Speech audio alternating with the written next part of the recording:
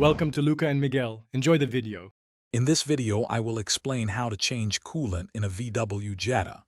First, always make sure your engine is completely cool before you begin, as working with a hot engine can be dangerous.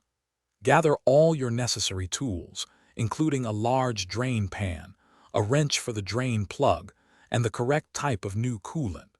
Remember to wear safety glasses and gloves to protect yourself from any chemical exposure.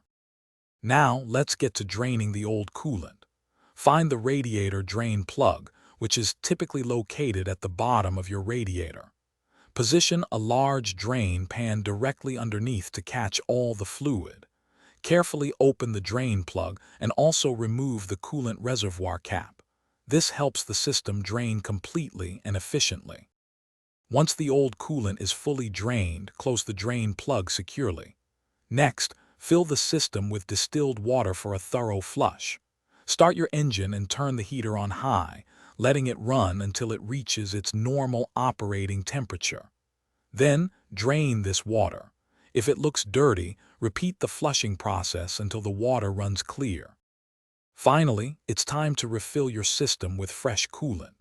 Make sure to use the specific type and amount of VW-approved coolant for your Jetta, filling the reservoir to the maximum line. Start the engine again with the heater on high to help bleed any trapped air.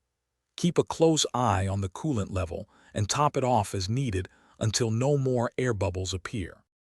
Thanks for watching and please subscribe. It's the best investment you'll ever make.